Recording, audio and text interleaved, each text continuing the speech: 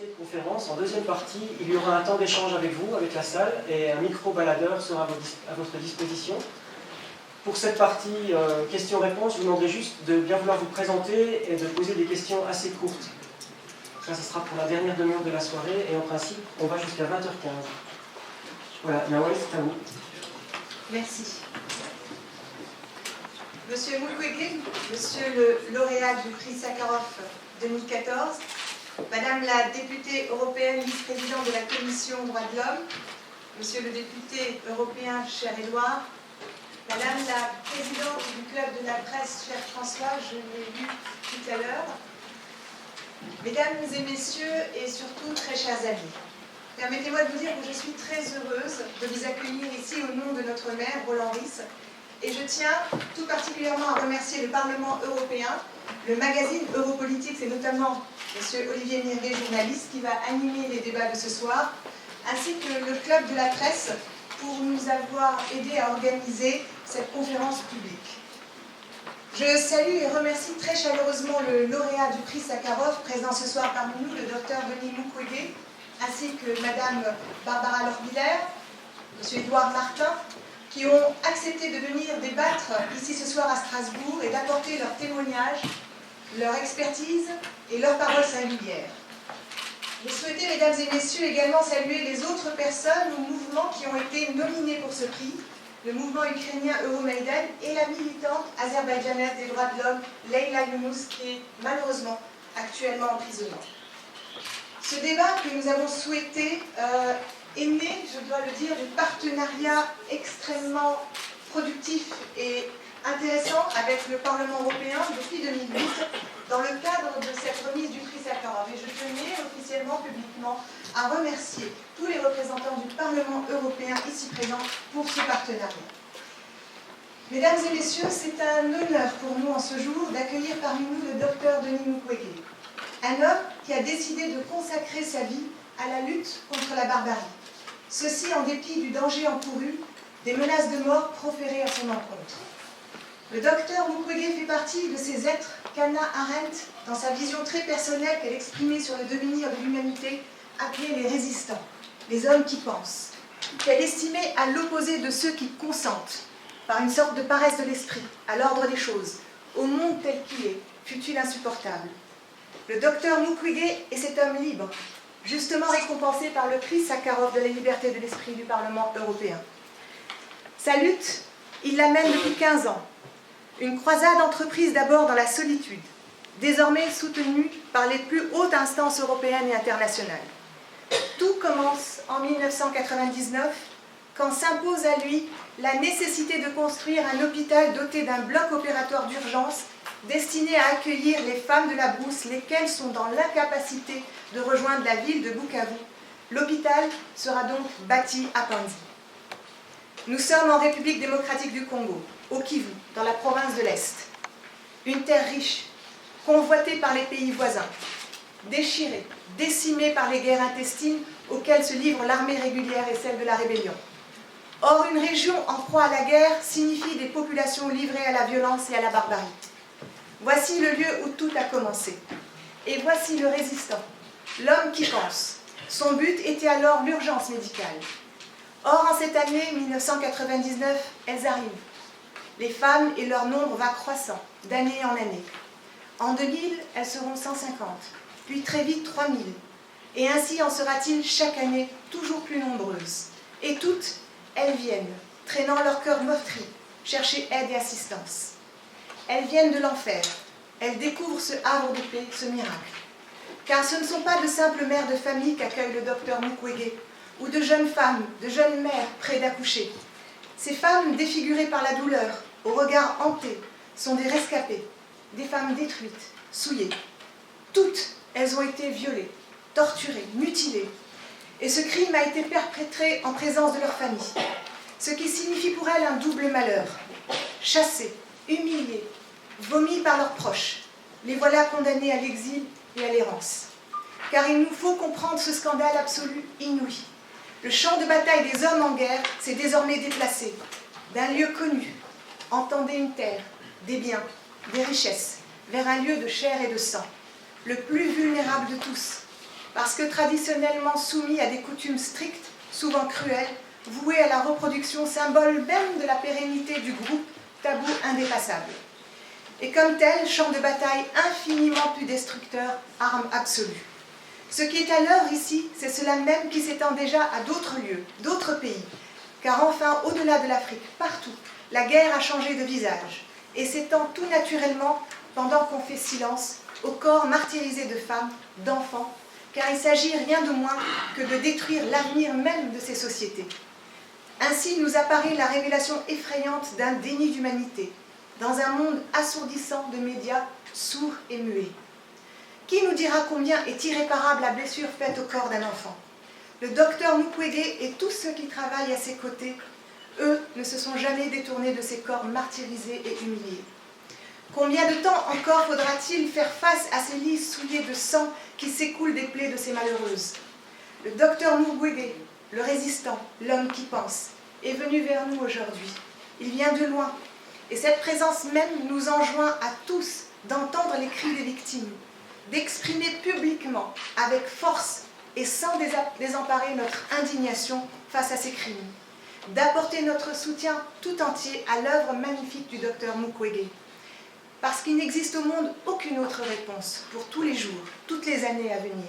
Aucune réponse à ce que l'écrivain Carol Oates a nommé si justement dans une de ses œuvres, la plainte déchirante de l'univers. Je vous remercie, docteur Mukwege, je vous remercie tous.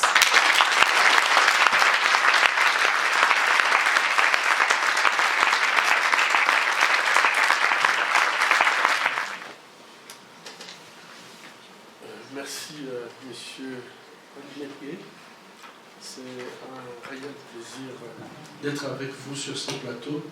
Je vais remercier le maire de Strasbourg pour ces discours, en fait, où je me pose même la question si j'aurais d'autres mots à ajouter. J'aurais souhaité qu'on passe directement à la discussion, tellement vous aviez très bien décrit, en fait, c'est que j'avais pensé pouvoir discuter avec vous ce soir. Honorables députés, représentants des peuples européens, distingués invités, à vos titres et qualités, chers compatriotes, je suis très content ce soir de voir que dans cette salle, il y a beaucoup de compatriotes congolais qui ont bien voulu répondre présents à cette conférence et je vous remercie d'être là. Chers amis, je vous remercie de nous accueillir à cette conférence publique dans la ville de Strasbourg, devenue symbole de la démocratie et des droits de l'homme. Hier, nous avons eu le plaisir de visiter les lieux d'Europe, récemment inaugurés pour informer le public sur les liens de cette ville pivot dans l'histoire de la construction européenne, pour rapprocher les citoyens des institutions et pour faire partager les valeurs de démocratie et de paix et des droits de l'homme. Aujourd'hui, les élus des nations européennes nous ont accordé le prestigieux prix Sakharov pour la liberté de penser. Et nous repartirons demain à l'hôpital de Panzi avec l'espoir de lendemain meilleur en République démocratique du Congo. Nous avons l'espoir que ce prix marquera un tournant pour la paix, la justice, la démocratie dans un pays où ces notions restent en fait à ce jour des concepts tout à fait abstraits. Amis des droits de l'homme et de la démocratie, en République démocratique du Congo, les premières élections libres de notre pays ont eu lieu en 2006 et notre constitution garantit sur papier les droits de l'homme et les libertés fondamentales. Nous avons ratifié divers instruments de protection des droits de l'homme. Nous avons une meilleure loi sur les violences sexuelles. Quand j'ai lu moi-même cette loi, je me sens très fier en fait que nous ayons une loi en fait qui pouvait réprimer et nous permettre de ne plus parler de ces problèmes en République démocratique du Congo. Mais nous devons combler les fossés existants entre ces cadres normatifs et l'absence de la mise en œuvre de cette loi. Il n'y aura pas de paix ni de développement sans respect des droits de l'homme. Nous pensons que le respect des droits de l'homme est vecteur de paix et de cohésion sociale. Et nous aspirons à ce qu'un jour notre justice puisse offrir des recours effectifs aux citoyens. Sans mise en œuvre, sans effectivité, les droits de l'homme se limiteront à n'être qu'un idéal et une aspiration. Nous sommes confiants dans l'avenir, car un jour la loi des seigneurs de guerre sera remplacée par la justice à laquelle les femmes victimes de viols aspirent. Car la justice est un processus indispensable pour permettre aux victimes d'entamer le cheminement qui les amènera à la restauration de leur dignité. Telle est la raison pour laquelle le médecin que je suis est devenu un militant pour le droit de l'homme et un fervent défenseur de la lutte contre l'impunité. Nous gageons que le peuple d'Afrique, et plus particulièrement les femmes victimes de violences sexuelles, connaîtront un jour la justice, car les crimes dont elles sont victimes et qui seront l'objet en fait de notre exposition ce soir sont imprescriptibles. Et nous pensons que le fait que ces crimes soient imprescriptibles, un jour justice leur sera rendue. Et donc je vais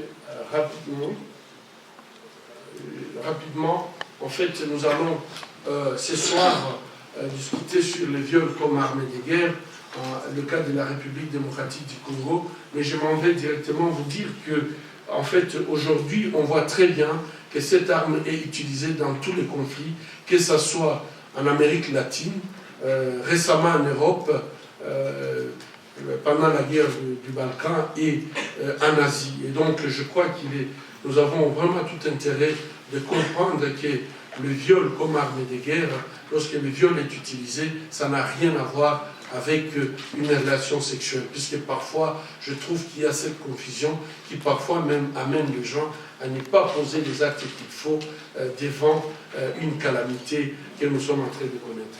L'hôpital de Panzi, en fait, fut créé en 1999, et aujourd'hui, nous avons déjà soigné plus de 40 000 victimes de violences sexuelles. Lors de la création de cet hôpital, notre objectif était de lutter contre en fait, la mortalité maternelle. Et vous savez que dans toutes les zones de conflit, si vous prenez l'Afghanistan, par exemple, avec le Congo, sont des pays avec un taux de mortalité maternelle le plus élevé, tout simplement parce que les femmes n'accèdent pas aux soins obstétricaux de bonne qualité. Il faut dire qu'aujourd'hui, nous avons des pays européens qui sont arrivés à réduire le taux de mortalité maternelle jusqu'à 2 femmes pour 100 000. Et si nous continuons à avoir des pays où le taux de mortalité maternelle va jusqu'à 1000 pour 100 000, je crois que ça doit appeler la conscience de nous tous, parce que je crois qu'il y a des choses à faire. Une femme qui va donner la vie ne doit pas mourir en essayant de donner la vie. Ceci va nous amener en fait qu'aujourd'hui, Panzi, qui était au départ un hôpital construit pour répondre à ses besoins, se trouve à soigner 10 femmes survivantes de violences sexuelles par jour. Et ça, c'est énorme lorsque vous devez soutenir sur le plan physique, psychologique, ces patientes, voire 10 femmes qui sont en train de pleurer, qui ont des histoires qui vous bouleversent vous-même, puisqu'il faut dire que le fait d'être médecin, ça ne vous met pas à l'abri de ce que ces femmes vous racontent. C'est énorme. En fait, assez rapidement, nous avions fait des études dans le cas de ces viols comme une arme de guerre pour essayer de comprendre d'où venaient les patientes que nous soignions à l'hôpital de Panzi. Et ici, en fait, nous sommes rendus compte que lorsque vous matchez la carte en fait, des zones minières avec l'origine des victimes, en fait, ça correspond exactement à des zones où proviennent ces victimes de viols. Donc, le pillage des ressources naturelles est une des grandes raisons de cette guerre. Deuxièmement, en fait, c'est une occupation territoriale après le déplacement de la population locale. Comme nous allons le voir après, on verra très bien que ceux qui commettent ces actes, leur objectif est également de déplacer les populations pour qu'eux puissent s'installer dans les zones où il y a des déplacements massifs de la population. Alors, quelles sont les caractéristiques des violences sexuelles en période de conflit, spécialement en République démocratique du Congo? Nous avions conçu, en fait, en utilisant nos bases de données, on a trouvé que ces viols étaient collectifs et publics. Souvent, en fait, les victimes sont violées en présence de leur famille, de leurs maris, de leurs enfants, où en fait les enfants sont violés en présence de leurs parents, et les parents sont parfois forcés, ou le mari est forcé d'être là, et lorsqu'il résiste à cette pression, et souvent les femmes que nous soignons sont des veuves, puisque tout simplement leurs maris ont osé dire non et qu'ils n'acceptent pas de participer passivement à la destruction de leurs épouses ou de leurs enfants. Ces viols ne se limitent pas tout simplement au fait d'être collectifs et publics. Souvent, en fait, ils se font accompagner par des tortures, et ces tortures portent sur les organes génitaux de la femme. Ici, j'attire l'attention que, en fait, lorsque nous soignons ces femmes, et constater par exemple que non seulement elle a été violée par plusieurs personnes, mais trouver également que son appareil génital porte en fait des traces de coups de feu, introduction des baïonnettes ou des brûlures par du plastique chaud et introduire des morceaux d'arbre ou même des produits toxiques dans l'appareil génital. Ça nous amène vraiment à pouvoir dire avec force et conviction et avec des éléments de notre base de données que ce ne sont pas des relations sexuelles. Et je crois qu'aujourd'hui, en fait, il faudrait absolument que nous puissions avoir un mot pour qualifier ces viols, puisque finalement ça crée une confusion dans la tête de se dire c'est un viol, comment ça peut être une arme de guerre. Je pense que lorsqu'on détruit intentionnellement l'appareil génital de la femme, à mon avis, c'est tout simplement vouloir refuser à ce que cette porte d'entrée à la vie puisse exister. C'est refuser la vie, c'est refuser l'humanité commune que nous partageons. Beaucoup de ces jeunes patientes, malheureusement, vont finir leur vie en esclavage sexuel. Donc, par la méthode utilisée par les groupes armés, vous pouvez absolument pouvoir vous dire en fait, il s'agit de tel groupe et sur tel axe, puisque chaque groupe utilise une méthode et qui correspond presque à une signature sur le corps de la femme qui a été violée. Une façon également de montrer la puissance que le groupe a sur la population locale. Ces viols sont massifs, puisque, en fait, nous avions constaté qu'il arrive que nous avons beaucoup d'histoires où les villages entiers ont été violés pendant une nuit, et ça ne peut pas s'expliquer sur le plan physiologique que les hommes, en fait, entrent dans un village sans aucune planification et que dans ce village, on trouve 200 femmes qui ont été violées. Et ça ne peut pas s'expliquer. On l'a connu dans des villages comme Fizi, comme Walikali, comme Chabunda. Et il y a plusieurs villages où, en fait, nous avons eu des rapports de viols massifs donc de la population.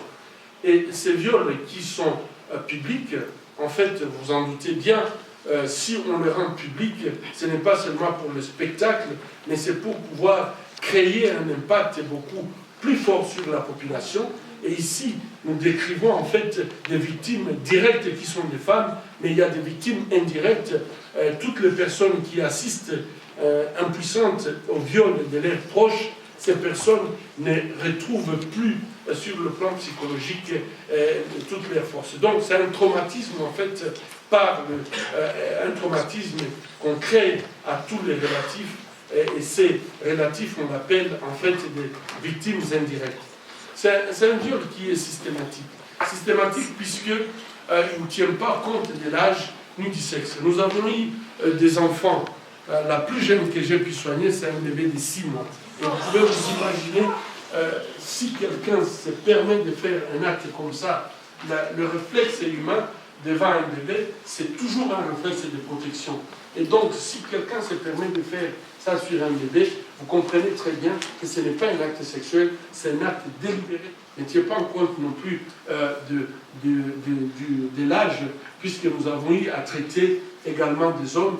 Ils représentent peut-être un pourcentage qui est faible, mais les hommes, lorsqu'ils passent par cette expérience malheureuse, malheureusement, beaucoup d'hommes, non seulement ils sentent qu'ils ont perdu leur masculinité, mais aussi pour les soigner, c'est beaucoup plus difficile sur le plan psychologique. Et la tendance, et même les suicides, sont réussis par les hommes lorsqu'ils passent par cette expérience. En fait, quels sont les impacts de ces viols? On a trouvé que les impacts des viols comme armes de guerre donnent le même impact comme les armes classiques, même plus que les armes classiques en fait.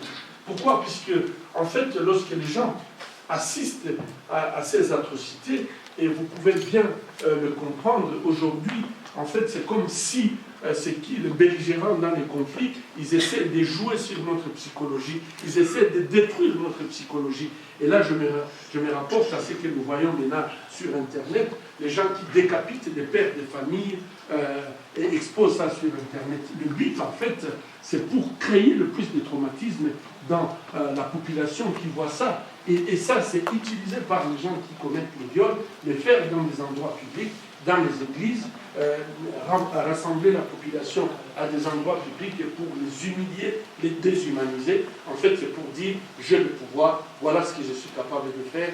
Tu as deux choix, c'est soumettre, ou alors je te déshumanise. En fait, je dénie tout simplement ton humanité. Voilà, ça entraîne un déplacement massif, et donc la population terrorisée n'a pas le choix que de quitter le village et aller chercher la sécurité dans les grands centres, dans les villes, mais où en fait la mort va les attraper assez rapidement. Je ne sais pas comment je vais dire. Bon. En fait, ces actes produisent, dans le milieu classique, nous avons le déplacement massif de la population. Mais également, il y a en fait un acte de réduire la démographie. Et ici, on voit très bien que lorsqu'on détruit l'appareil génital de la femme, par d'abord le viol collectif, on infecte par la porte, excusez-moi, la porte d'entrée a été détruite. Et donc, il y a un impact démographique très très important par rapport à ces viols. Mais ça ne se limite pas tout simplement à détruire, à avoir cet impact démographique, la réduction démographique. Mais aussi, il y a tous les pillages des ressources naturelles qui accompagnent cette destruction économique. Et le quatrième point, c'est la destruction du tissu social et de la vie familiale. Aujourd'hui, ce qu'on observe, c'est que beaucoup d'hommes, lorsqu'ils sont humiliés de cette façon, les réactions, c'est aller chercher l'anonymat très loin de la famille, très loin de là où on les connaît, pour en fait essayer de se reconstruire. Malheureusement, beaucoup d'hommes que je rencontre après, ils me disent, même si je suis parti, je me suis rendu compte que rien n'a changé, puisque je suis incapable de pouvoir oublier ce qui s'était passé lorsque ma femme avait été violée. Mais lorsqu'elle abandonne sa femme, malheureusement, elle abandonne avec les enfants qui sont dans l'errance totale. Et ici, en fait, la famille est détruite, mais pas seulement la famille, mais lorsque plusieurs personnes dans la société subissent la même chose, les prêtres, les pasteurs, les chefs coutumiers, en fait, il n'y a plus personne dans la société qui représente le rôle qu'il doit jouer dans la société. Et lorsqu'il n'y a plus personne qui joue son rôle dans la société, il y a la destruction du tissu social. Et lorsque le tissu social est détruit, il y a une perte de cohérence, une perte de cohésion sociale. Et lorsqu'il n'y a pas de cohésion sociale, il va de soi que, en fait, la population n'est pas organisée, elle n'est plus capable de se prendre en charge et pouvoir se protéger.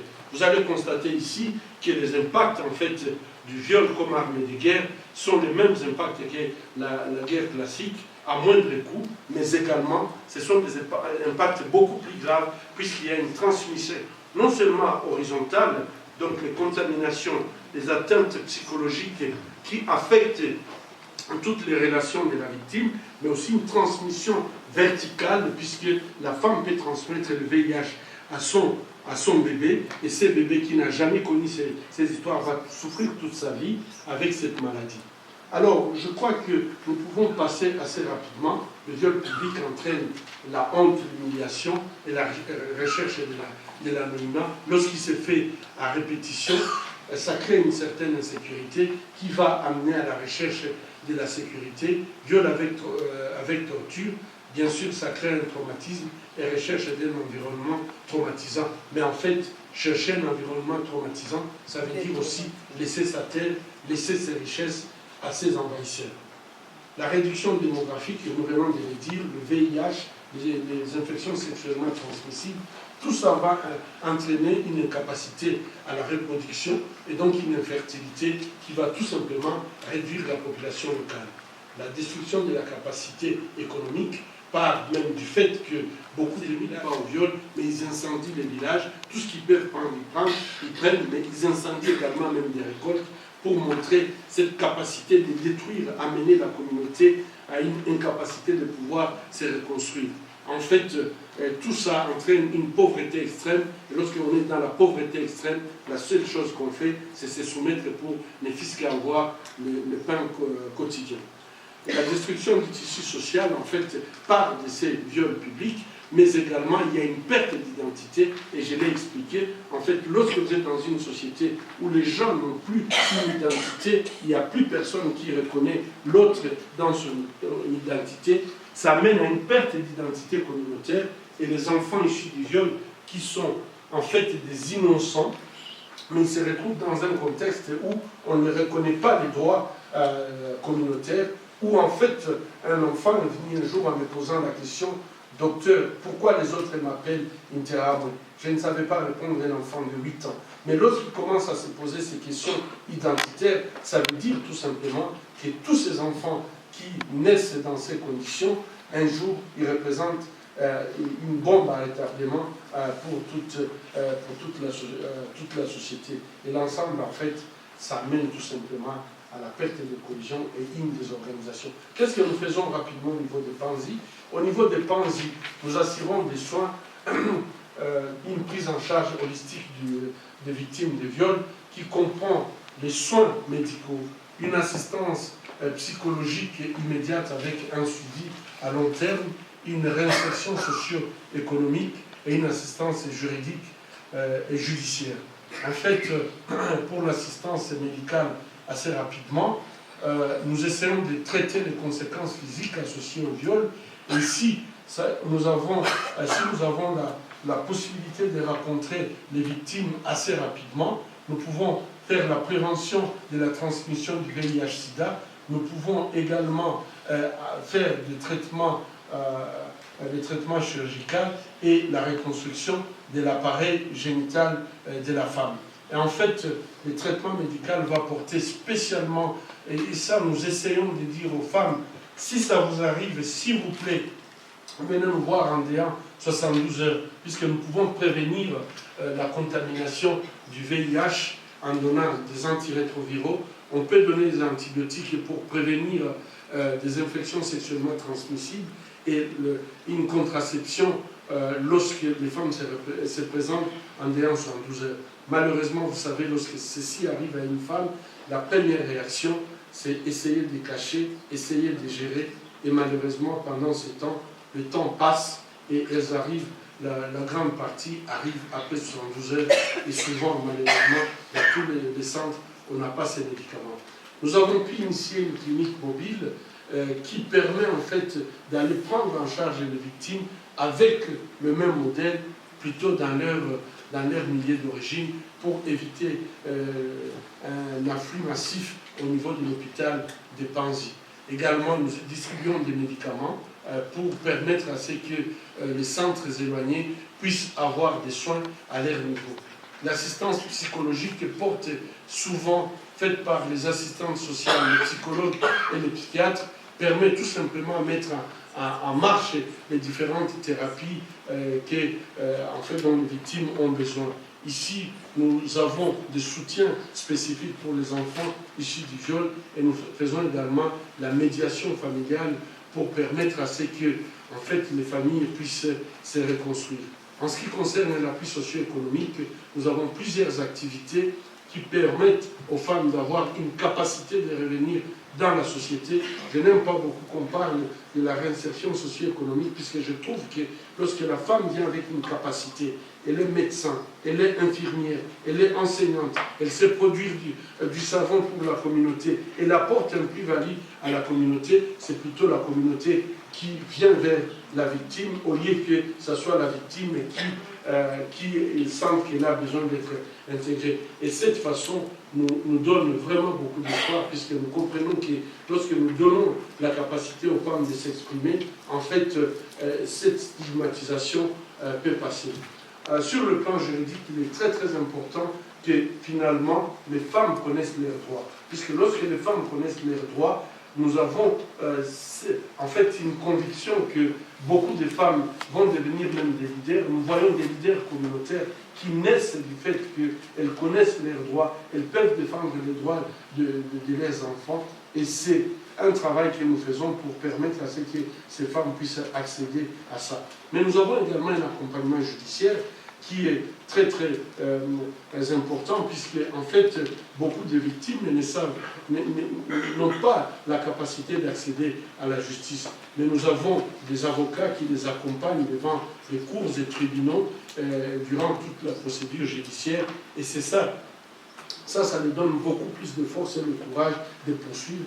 Et nous payons des frais d'honoraires, malheureusement, et c'est nous qui prenons en charge les avocats. Les défis que nous avons aujourd'hui, c'est pouvoir disponibiliser ces kits de prévention dans les centres de santé pour qu'aucune femme qui a le courage de s'exprimer, de dénoncer ce qui lui est arrivé en dehors de 112 heures, puisse souffrir du fait que dans le centre qu'elle s'est présentée n'a pas pu la possibilité d'avoir ces kits. Nous avons besoin de renforcer la capacité des médecins gynécologues, puisque, en fait, moi j'ai fait mes études ici en France, mais je n'ai jamais appris à faire ce que je suis en train d'apprendre. Aujourd'hui, dans les centres où nous sommes, nous avons ce besoin de former des médecins pour qu'ils soient capables de prendre correctement ce type de traitement et pouvoir les faire et donner l'espoir à ces femmes pour leur avenir. Le renforcement des capacités psychologiques est très très important. Pourquoi? Puisque notre pays, on n'était pas préparé à ces drames. Nous avions nos mécanismes de réparation des traumatismes. Et souvent, en fait, lorsque quelqu'un avait un problème, c'est toute la famille qui l'entourait, qui le soutenait, qui l'encourageait et qui pleurait s'il fallait pleurer avec la personne. Aujourd'hui, lorsque la femme connaît ces drames, elle est tout simplement exclue. Donc le fait d'être exclue, ça ne leur donne aucune possibilité de pouvoir bénéficier des mécanismes de traitement des traumatismes que la société traditionnelle pouvait donner. Et nous avons recours aujourd'hui à pouvoir former des psychologues qui peuvent adapter les méthodes connues ailleurs, les adapter à notre système. Sur le plan socio-économique, il va de soi que lorsque nous soignons un si grand nombre de victimes, nous n'avons pas suffisamment de moyens pour pouvoir les aider à réintégrer la vie normale. Sur le plan de l'assistance juridique, la loi, comme je l'avais dit quand j'avais introduit, nous avons la plus belle loi, mais son application fait défaut. Et ici, nous avons besoin de soutenir la société civile qui doit demander beaucoup plus de redevabilité aux autorités et que la loi soit appliquée. Et en fait, nous avons besoin des réformes du système judiciaire et du système de sécurité. En bref, le modèle que nous représentons à Panzi permet à la femme d'entrer dans un système qui va se terminer par le fait qu'au lieu d'être victime, elle devient survivante. Et l'image de cette femme qui est fière et elle est prête à se battre, c'est l'image que j'aime bien, puisque je pense que cette femme, elle défend son droit, mais elle défend également le droit de ses enfants et le droit de sa communauté. En conclusion, restaurer la dignité des survivantes, réhabiliter les communautés détruites par les viols comme armes de guerre ou terrorisme sexuel, et dénoncer et lutter contre l'impunité du viol comme stratégie de guerre. Ça, c'est ce que nous essayons de faire. Je vous remercie pour votre attention.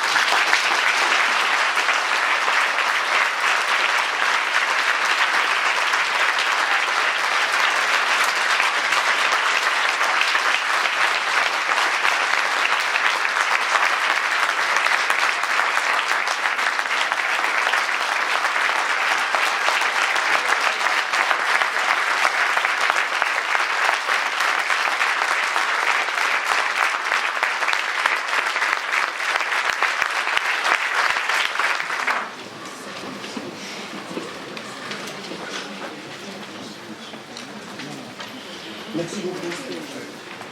Ce matin, vous avez dit que le prix n'aurait de signification que pour les femmes victimes de ces violences, que si l'Union européenne accompagne la République démocratique du Congo vers davantage de paix, de justice et de démocratie. On a entendu que certaines lois n'étaient pas appliquées, n'étaient pas toujours appliquées. J'ai une question pour Mme Lohrweiler, en tant que vice-présidente de la Commission droits de l'homme du Parlement européen. Comment l'Union européenne peut-elle accompagner le projet Panzi et le projet du Dr Mukwege au-delà de ce prix qui va être publié ce matin?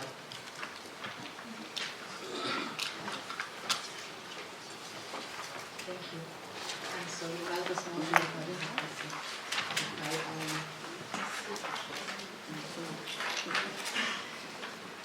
well, you know, it is very overwhelming when we listen to the tremendous suffering of the victims of these massive rapes.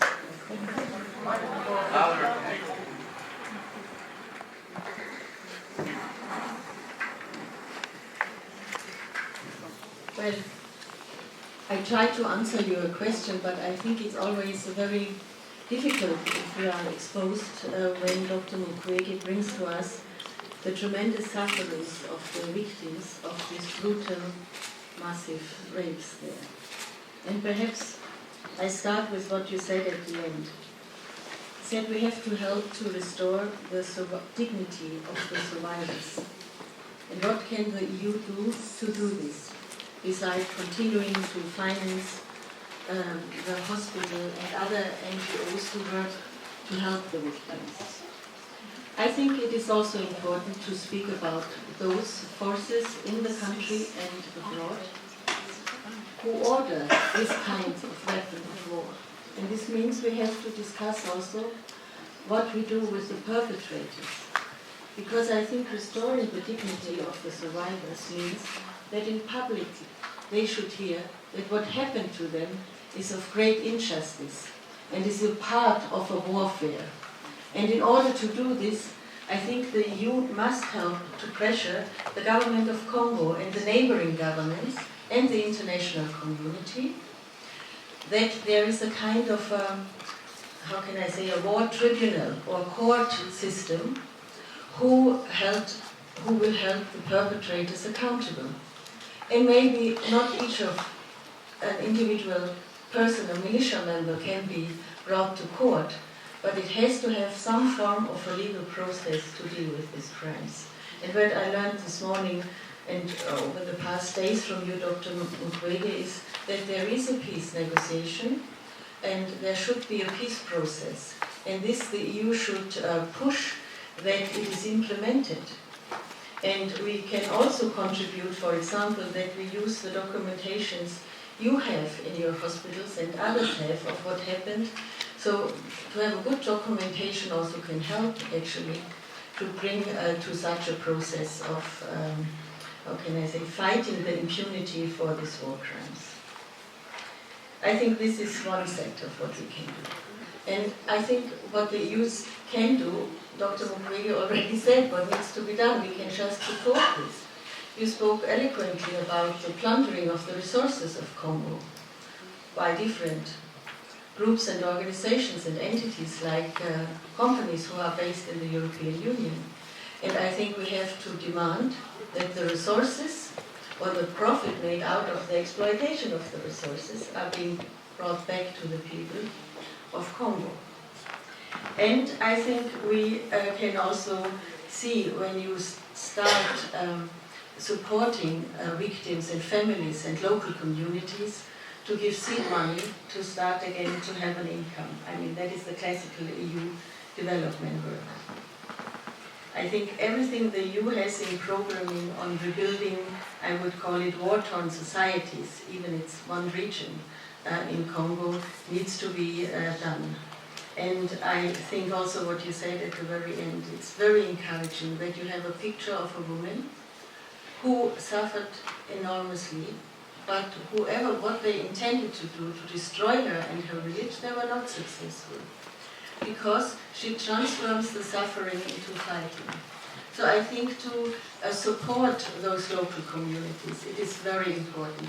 And from the outside, as the European Union or Parliament, I think we cannot do this. And I think if you and also people in the Congolese society who have access to, can I say, community leader or traditional leaders, to give the message that those who tried to destroy the village, the family, the women, they were not successful because, like for example, we will not expel the children who are born out of this rape because they are part of our community, because we carry this suffering together.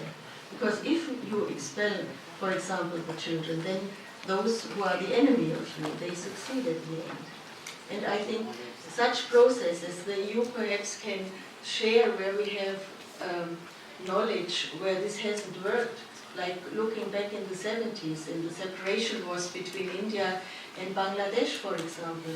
A whole group of women was raped with the purpose to destroy the blood of this community, and they were successful because the community, what happened to them, they expelled them, and since then they live in a camp for widows. And I think perhaps this we could bring to the work to Congo, but I think you are very knowledgeable already. I think it's more that we also will continue in the European Parliament and the European Union to learn from your experience what will work best. And just to final point, unfortunately, this hideous war crime and the method of warfare is being used in also different contexts of war. Like tomorrow we will adopt a resolution in the European Parliament how the Islamic State is using it again in a different kind of a war situation by, for example, robbing the women from the Yazidi community, selling them to the jihadists, or even bring them into slavery. And it's again the same message as you said. They want to destroy the women, but they also want to destroy the community. Puisque dans certains de ces pays, et pas seulement en provenance d'Afrique, il y a des populations qui arrivent un jour aux frontières extérieures de l'UE. On a un système qui s'appelle Frontex. Avant de répondre à votre question, parce que c'est toujours difficile franchement de débattre après le témoignage du docteur, il met la même intensité, la même émotion et la même force là que ce matin au Parlement. Et avant de répondre à votre question, je tiens à lui dire publiquement combien je suis admiratif et fier de l'avoir rencontré. J'ai toujours eu un père spirituel, politique, qui a été un peu mon guide. J'aurais jamais eu la chance de le croiser, puisqu'il n'est plus de ce monde. Il s'appelait Nelson Mandela. Vous êtes de la trempe de Nelson Mandela.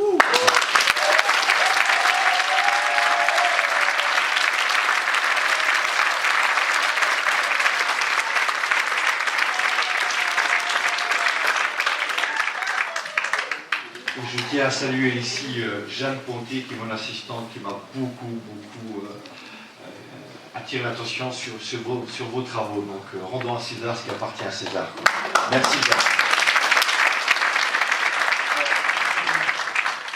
Quand j'écoutais le témoignage du docteur, je pensais justement à ça, au rôle de l'Union européenne, et je pensais surtout à ceux qui veulent renvoyer les étrangers chez eux. Je pensais à ceux qui mettent des grillages plus haut possible aux frontières de l'Union européenne, avec des fils barbelés pour les empêcher de venir chez nous. Et je crois qu'il n'y a pas plus meilleur témoignage aujourd'hui que celui du docteur et les femmes victimes du Congo pour expliquer, ou en tout cas pour mettre un visage devant des chiffres. On parle souvent de l'immigration, X pourcentage, X immigrés, etc. Cette femme, docteur, c'est le visage de l'espérance, mais c'est aussi le visage qu'on doit mettre sur le mot immigration, sur ceux qui viendraient voler notre paix. Quelle est la personne sensée qui n'aurait pas envie de fuir, de venir, y compris ici en Europe, au péril de leur vie, et beaucoup malheureusement meurent en essayant de traverser la Méditerranée, parce que de toute façon, comme je le disais tout à l'heure sur le plan de la boutade, mais on n'est pas là pour rire, il faut qu'on prenne aussi conscience, je suis désolé, mais je pense que je pense qu'à un moment donné, il faut arrêter la technique, il faut faire de la politique. Je pense que, et je suis même sûr que l'Union européenne, dans sa gestion de l'immigration, a tort et complètement tort. Il n'y aura jamais de grillage assez haut, de barbelés assez coupants pour empêcher des victimes comme les femmes congolaises ou d'autres pays qui fuient, les personnes qui fuient la guerre, la misère sociale pour essayer de venir chez nous. Parce que personne ne se réveille un matin dans ces continents-là, dans ces contrées lointaines, des victimes de la guerre, de la misère sociale. Personne ne se réveille un matin en disant tiens, ce matin, je ne sais pas quoi faire, et si j'allais emmerder les Européens.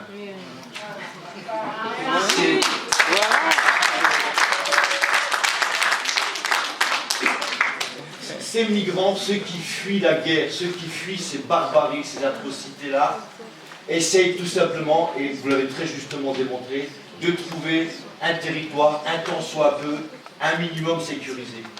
Et souvent ils savent qu'ici, ils ne sont pas attendus. Souvent ils savent qu'ici, on ne va pas les accueillir à bras ouverts, et souvent ils savent qu'ils vont errer aussi de misère sociale en misère sociale. Mais au moins, ils auront sauvé leur peau et peut-être ils auront réussi à sauver leur famille. Donc le rôle de Frontex, c'est la double peine. C'est un déchirement, c'est une violence inouïe de devoir quitter sa terre, sa famille, sa culture, son pays, ses amis. Et en plus, la manière dont on les reçoit, c'est indigne de l'Union européenne. Donc, effectivement, moi, le rôle de Frontex aujourd'hui, il faut revoir ce rôle-là, c'est effectivement surveiller les frontières européennes, empêcher effectivement l'afflux de migrants en masse chez nous, mais on le voit bien que malgré cela, il y aura toujours dans un pays, dans un territoire, dans une partie du monde où il y a autant de violence, il y aura toujours des gens qui tenteront l'impossible pour venir essayer de se sécuriser. Et nous sommes conscients, en tout cas certains, nous sommes conscients que nous faisons à nos devoirs, et c'est pour ça qu'il y a un rapport d'initiative qui a été initié par le parlementaire européen. Je serai, entre guillemets, shadow rapporteur fictif, parce qu'il y a aussi le fait que Frontex ne respecte pas les droits fondamentaux, et Frontex ne peut pas être en même temps juge et partie. Donc là-dessus, il faut effectivement bouger les lignes, il faut que Dublin 3 évolue, et surtout qu'on ne donne pas effectivement la possibilité à Frontex d'être juge et partie, et il faudrait peut-être inventer une nouvelle structure intermédiaire qui traite et qui accueille les migrants dignement, parce que vous avez surtout parlé de la dignité humaine, et il faut qu'on ait un minimum d'humanisme.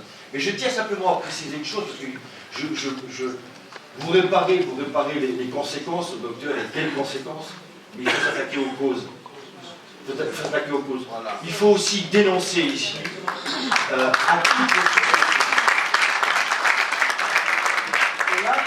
Et là, nous autres Européens, et surtout nous autres élus européens, on ne peut pas uniquement être élus devant un tel témoignage. Nous avons une part de responsabilité. Nous avons une part, y compris de culpabilité. Parce que vous avez remarqué que la région, et je m'y inclus dedans, je ne suis pas en train de stigmatiser les autres, j'ai aussi ma part de responsabilité, j'ai aussi ma part de culpabilité. Parce que la région, le docteur l'a très bien exposé, c'est une région très riche en matières premières, en minerais, qui profite à qui? Aux multinationales internationales.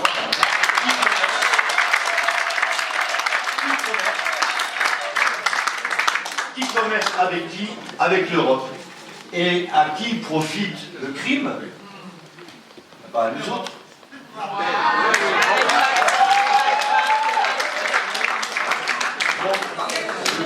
Je pense qu'à un moment donné, chaque citoyen que nous sommes, chaque élu que nous sommes, il faut maintenant lancer une mission d'enquête, et sinon, on va essayer de punir les barbares qui font ça, mais en tout cas de culpabiliser et de sévir sévèrement les multinationales qui commercent avec des brigands pareils, avec des bandits pareils. Ça,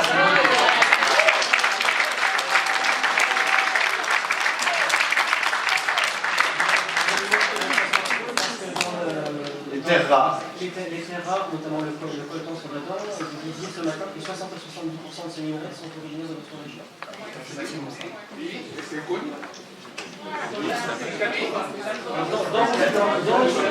Dans le financement du projet Pansy, il y a une ECHO est en difficulté financière. Beaucoup d'agences européennes, il y a eu l'année dernière des appels de fonds qui étaient supérieurs aux moyens. Chez ECHO, c'était dû notamment à des crises, à des successions de crises qui sont toutes arrivées en même temps, au Mali, en Syrie, en Centrafrique. Est-ce que vous êtes intervenu en sous-commission droits de l'homme pour débloquer cette situation-là?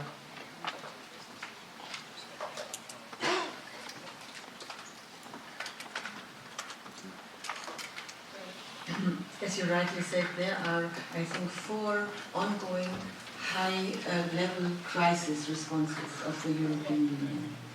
And already at the end of the summer session, we had a special meeting with the Commissioner for Humanitarian Aid,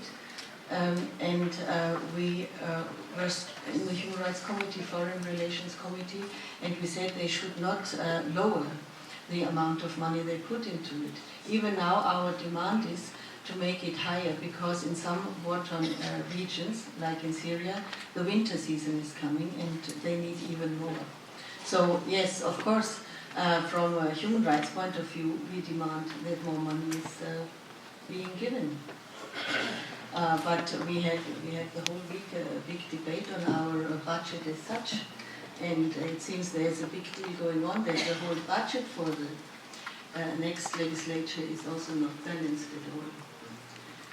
Quelles sont les autres sources de financement pour Franzi?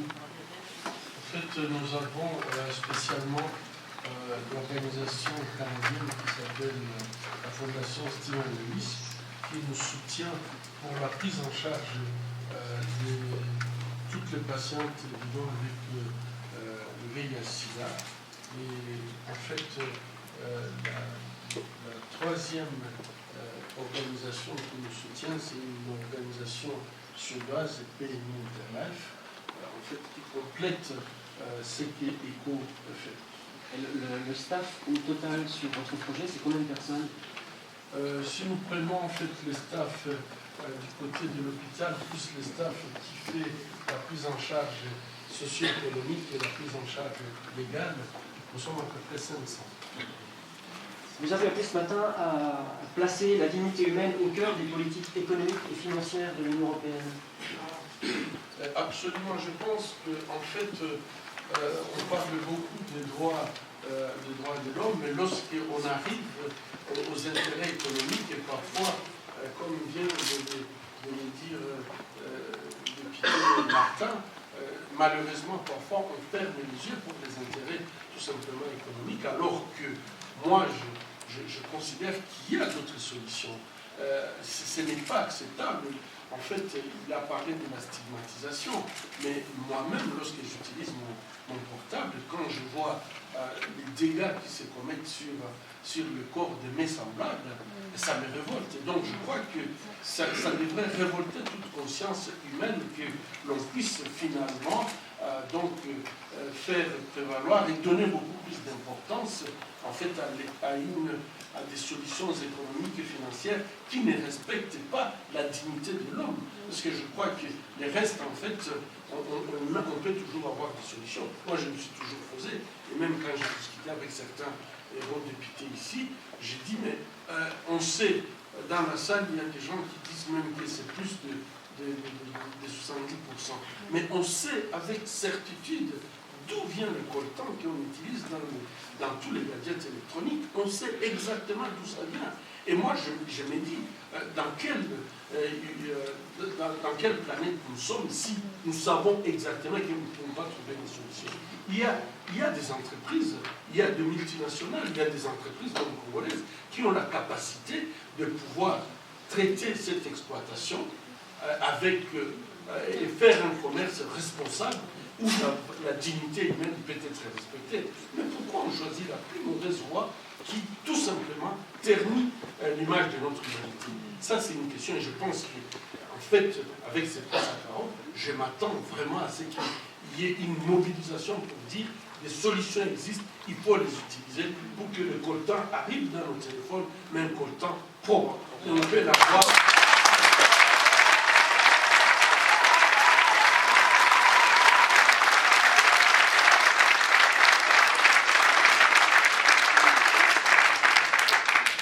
Il y a une réponse qui est en cours d'élaboration au Parlement européen, puisqu'il y a un projet de règlement sur les approvisionnements en ressources en matières premières responsables. Où en est ce projet de règlement?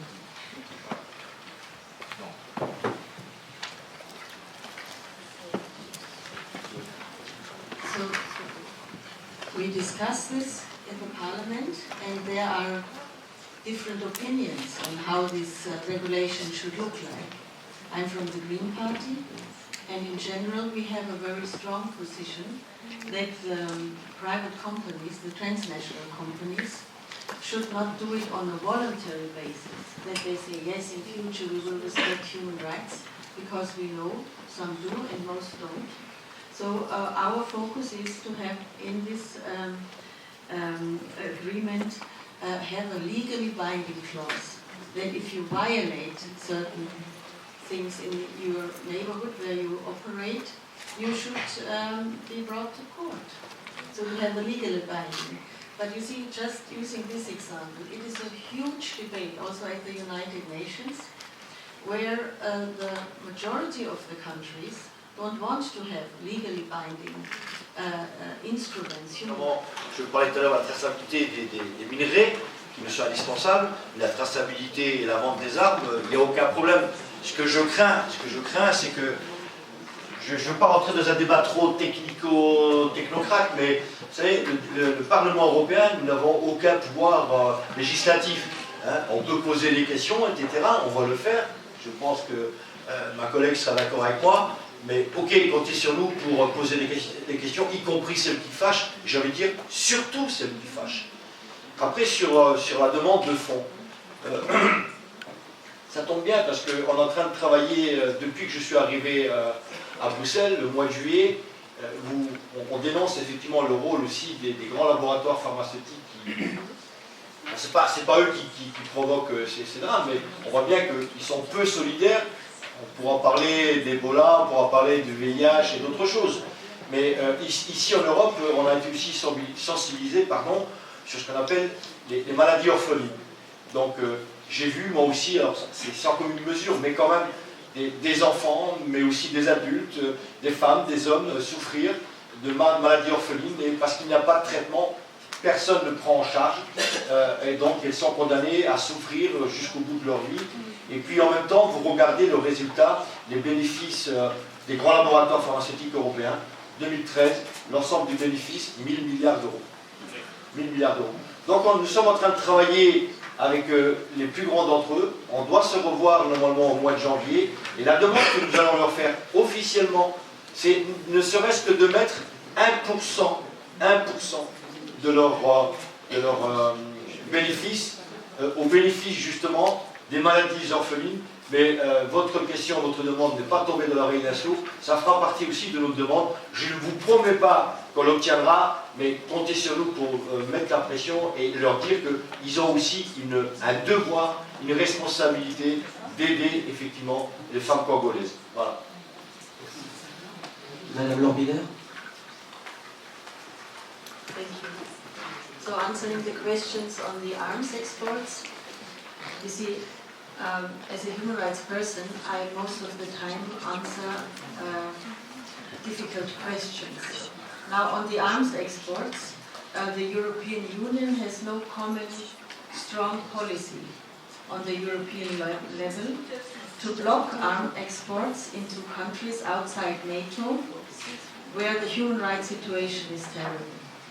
So we are at the very beginning in the Parliament to try to develop a better common position which prohibits arms exports. But perhaps I refer to my own government, Germany, because we, next to the Kalashnikovs, we produce Heckler Koch and G3 rifles, which are all over the place.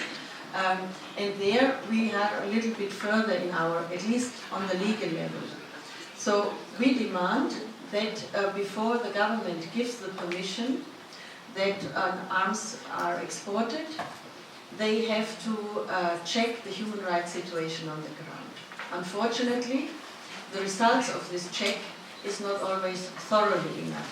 So at the moment, currently, we debate that the German Parliament is publicly informed about all requests from outside for arms exports. Then, of course, we know what they are dealing and we can organize public protest as such.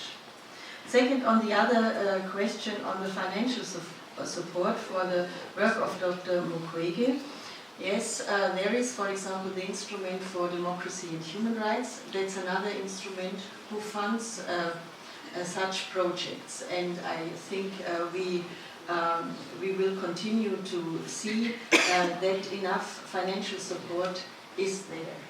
But I think you teach us very eloquently this morning and through the whole week. The financial support is one thing. It is maybe even the more easier thing to get from the European Union for this projects. But what we also have to fight and to continue to fight for, to have the political support from the European Union to fight the impunity for that crimes. And this relates to people who are responsible, who make enormous profit out of this war. But I think, again, I repeat myself, and perhaps it relates to your question, we also have to push that this peace agreement in Congo is being implemented and not taking so long, that people can be held accountable for what they ordered.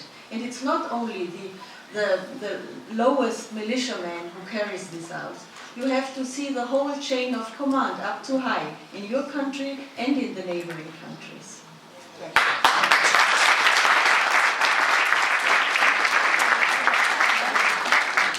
Bonjour, j'habite à Strasbourg, je m'adresse aux médecins. Je voudrais savoir quel est votre sentiment quant à la question suivante. Combien de temps faut-il pour fabriquer des fous pareils? Juste une petite observation par rapport à la demande d'aide, notamment les médicaments. Nous n'en avons pas besoin. Ce que nous, les Congolais, nous souhaitons, ce que nous voulons, ce n'est pas de vivre des aides, mais nous voulons que vous laissez notre pays tranquille. Le Congo est assez riche pour se prendre en charge. Donc, gardez vos aides, laissez-nous nos richesses et notre tranquillité, notre souveraineté. Une question au docteur Mukwege. Vous avez dit que, par rapport à votre base de données, vous avez la possibilité d'identifier les groupes qui violent. Il y a des empreintes qui sont laissées sur les femmes violées. Ma question est celle-ci. Est-ce que vous pouvez nous dire clairement quels sont les groupes qui violent? Et si ces groupes sont congolais ou étrangers, il faut les citer nommément parce que nous savons que ce sont des groupes rwandais. Mais vous ne le dites pas clairement, vous dites que c'est des groupes rebelles. Dites-nous, c'est des groupes rwandais ou pas? Ougandais ou pas? Je crois que l'exposé de M. Dr Mukwege a été vraiment une étude éphémère. C'était vraiment une étude des analyses des causes et des effets. Il n'a pas seulement parlé du côté médical, mais il a parlé des sources jusqu'aux effets que lui traite. Alors, tout le monde sait exactement d'où viennent les causes. Tout le monde sait. Moi, je vous demande aujourd'hui, pourriez-vous vous porter garant parce que nous sommes des sans-voix, nous n'avons pas la voix. Nous ne sommes pas dans les parlements, nous ne sommes pas dans l'Union européenne ou dans l'ONU pour parler. Tout le monde sait d'où viennent les causes. Pourriez-vous parler à notre place? Comme mon frère vient de dire, nous n'avons pas besoin de vos aides matérielles ou financières. Nous sommes assez riches pour nous prendre en charge. Nous pouvons faire tout ce que nous voulons. Laissez-nous libres, parler pour nous, pour que nous trouvions des solutions. Merci. Je suis aussi rapporteur du bureau de coordination de la société civile du Sud-Kivu. Je remercie ici le docteur Mukwege, et parce que je disais que je suis rapporteur de la société civile et toute la société civile. Je remercie le docteur Mukwege pour le combat.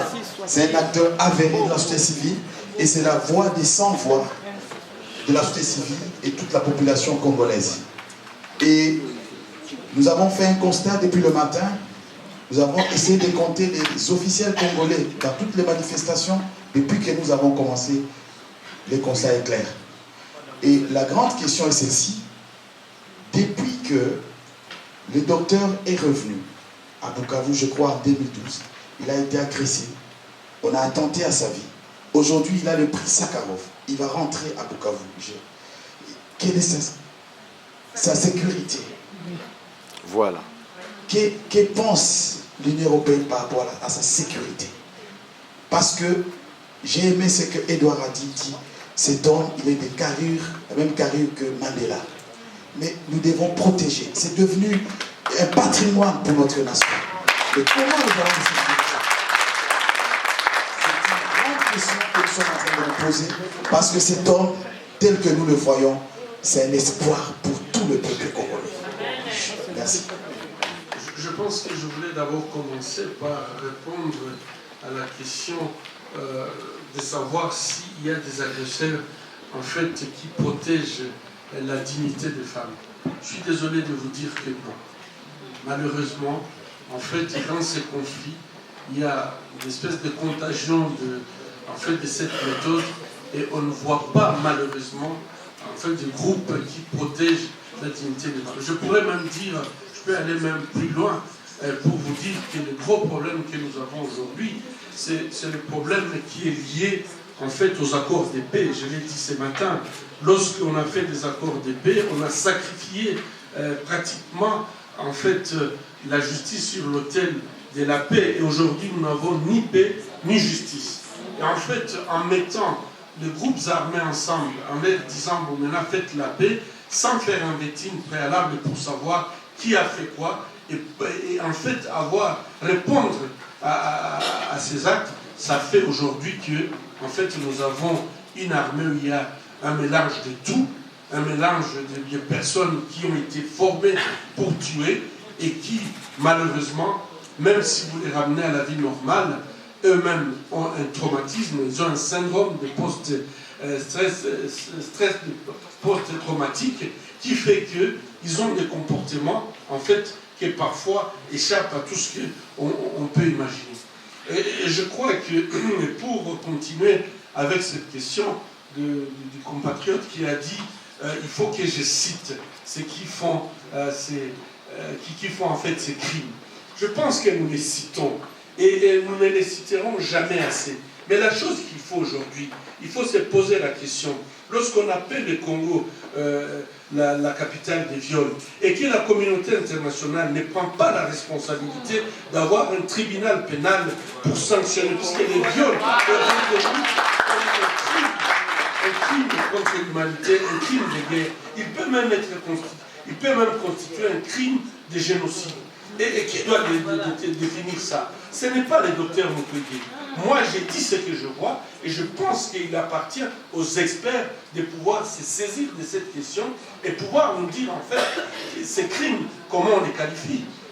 Un citoyen, en fait, je ne peux pas qualifier un crime de génocide, il faut des tribunaux compétents pour pouvoir le faire. Et je pense que ce que nous devons demander, c'est demander en fait à ce que rapidement, on nous a promis il y a une année, par le président de la République, des chambres mixtes. Où sont ces chambres mixtes? On voulait bien que, par exemple, le Parlement européen puisse pousser et envoyer peut-être des experts européens pour participer dans ces chambres mixtes. Et peut-être que ça peut assurer une certaine transparence. Et il faut absolument que nous ayons un tribunal pénal international. On ne va pas faire ce tribunal pénal international avec seulement les Congolais. Si on fait avec les Congolais, vous n'y amènerez jamais en fait des étrangers qui ont commis des crimes chez nous. Il faut qu'on soit réaliste. Nous avons besoin d'un tribunal qui a la compétence non seulement de juger les Congolais qui ont commis des crimes, mais juger également des étrangers. En fait, je veux que vous vous souveniez qu'à Kisangani, il y a eu une guerre entre deux nations, et ces deux nations appartiennent, l'Ouganda et le Rwanda, appartiennent à l'ONU. Qui s'occupe de cette question? Je crois qu'il n'est plus en fait question aujourd'hui de dire qui a fait, on sait qui fait. Aujourd'hui à Beni par exemple, les massacres qui se commettent à Beni, comment vous pouvez expliquer que régulièrement plus de 200 morts soient enregistrés dans un petit territoire et on dit ADF Nalu? Pourquoi il n'y a pas de solution pour ça? Moi, je crois qu'aujourd'hui, le plaidoyer que j'ai fait, c'est qu'il faut absolument que nous ayons des instruments qui permettent d'établir la vérité par rapport à ce qui s'est passé au Congo. Et je demande à tous les compatriotes d'aller dans cette direction. Je crois qu'il y a des choses que nous pouvons réclamer et qui sont de notre droit. Et en fait, on ne pourra jamais, par exemple, par des chambres mixtes, résoudre le problème de tous ceux qui ont commis des crimes au Congo et qui ne sont pas congolais. Donc, Kabila est-il venu ne fût-ce que visiter une seule fois Panzi? Je crois que la réponse est que Kabila n'a jamais visité les femmes victimes de violences sexuelles. Ça, je pense que je vous permets d'avoir cette information. Je crois que Madame... Madame, vous aviez posé une question. Oui. Oui, ma question, dont je n'ai pas suffisamment peut-être développée, mais est-ce qu'il y a des instances de socialisation c'était une question plus psychologique. Combien de temps voilà, merci. C'est une question plus psychologique. Je voudrais simplement votre point de vue. Combien de temps on fait pour qu'un homme soit capable de telles extrémités? Et est-ce qu'il ne faudrait pas mettre en place des politiques familiales, des politiques éducatives, des politiques de formation, endiguer tout ça? Merci. Je pense qu'en fait, les commanditaires, malheureusement, nous savons très bien aujourd'hui que les commanditaires utilisent les enfants. Car les enfants, en fait, à l'âge de 10-12 ans, on fait tout simplement un lavage de cerveau et on montre à l'enfant que pour qu'il montre qu'il est un homme capable, il faut qu'il soit, par exemple, capable. On a eu des enfants qui nous ont dit que leur première victime, c'était leur mère, c'était leur sœur. Et en fait, après ces lavages de cerveau, ces enfants sont capables de faire des pires crimes, puisque tout simplement il y a ce lavage de cerveau. Et aujourd'hui, je crois, il y a une étude qui a été conduite par Thomas Elbert, professeur Thomas Elbert, qui est très très intéressante, qui montre à quel point en fait la destruction se passe chez ces enfants qui commettent tous ces crimes. Et notre cri, c'est que ces enfants ne devraient pas être remis dans la société comme si c'était des enfants normaux. Nous les considérons comme des bourreaux victimes. Et si on ne fait rien pour les socialiser, pour les traiter sur le plan psychologique, ce sont des enfants qui vont continuer à commettre ces crimes, puisqu'en fait, ils ont été formés à le faire. Un me disait, il m'arrive parfois comme ça, en fait, alors qu'il a déjà quitté les groupes armés, il m'a dit, il m'arrive seulement comme ça, de sentir à un moment qu'il faut que je verse du sang, sans que je sache pourquoi je vais le faire. Mais docteur, ça m'arrive comme ça. Ça m'arrive de sentir, j'ai besoin de violer. Et je crois que c'est là le grand problème, en fait, en République démocratique du Congo aujourd'hui. Tous ces gens qui ont commis ces crimes, soit ils ont été intégrés dans l'armée, soit ils ont été en fait remis à la société, sans qu'il y ait une prise en charge psychologique, les aidant à intégrer comme des hommes normaux dans la société. Voilà. Merci. Merci. Alors, il est 8h15 en guise de conclusion. En guise de conclusion, il faut qu'on termine, il faut qu'on redonne la parole à nos deux députés européens. On était ici ce soir pour parler du prix Sakharov. Monsieur Martin, est-ce que vous pouvez nous apporter encore pendant une minute vos éléments de conclusion sur le prix qui a été donné ce matin? Je suis désolé, je suis frustré pour vous parce qu'effectivement, je pense que vous aviez encore des centaines de questions, mais bon. Et en plus des questions à Pardon? Mais c'est pas moi qui maîtrise le débat. C'est pas moi qui maîtrise le débat. Donc, je vais simplement conclure. Enfin, avant de conclure, simplement une question. Je ne faisais que répondre à une question, c'est est-ce que je suis en capacité, avec d'autres députés européens, de défendre l'idée de créer un fonds pour aider les victimes, tout simplement. Si vous nous dites que vous n'en avez pas besoin, ok, le message est compris, il n'y a aucun problème. Non, mais le message était subliminal. Est-ce que j'ai le droit aussi d'être un peu provocateur parfois? C'était de l'humour. C'était de l'humour. Non. Effectivement, la conclusion, parce que c'est une conclusion provisoire, ce n'est pas vraiment de conclusion. Je répète, j'ai eu l'occasion de le dire au docteur hier soir, parce qu'il était dans le groupe socialiste et il est venu exposer son travail. Je dis que pour moi, le prix qu'il a reçu aujourd'hui, et d'ailleurs il l'a dit très modestement, il a d'abord... Sinon on peut aller boire une bière tout de suite. La dernière question. Mais c'est pas moi, monsieur, qui maîtrise le temps, je ne suis pas le maître du temps. Le maître du temps, c'est là, il est là.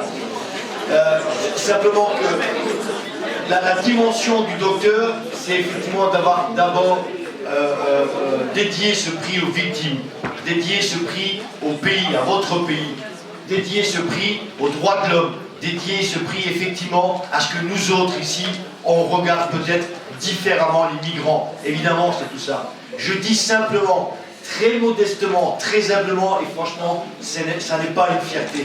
J'ose simplement espérer que ce prix-là va avoir la résonance internationale qu'il mérite et qu'il va vous aider à obtenir la paix que vous méritez. Voilà.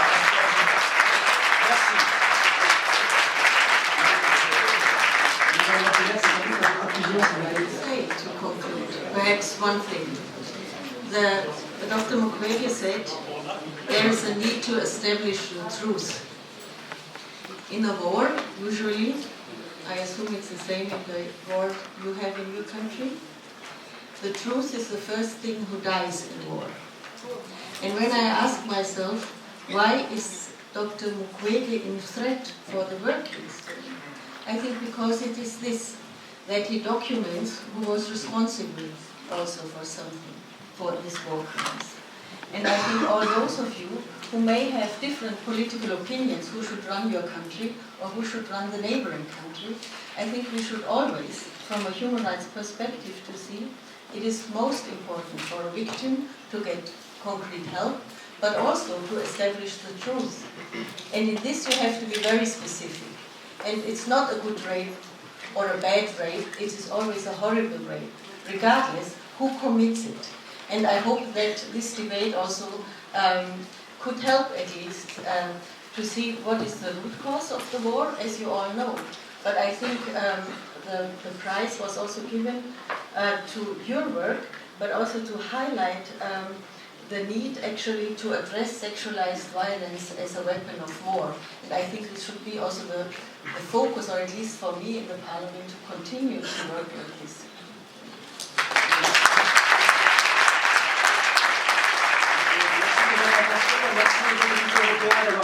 D'avoir fait l'effort de venir jusqu'ici ce soir.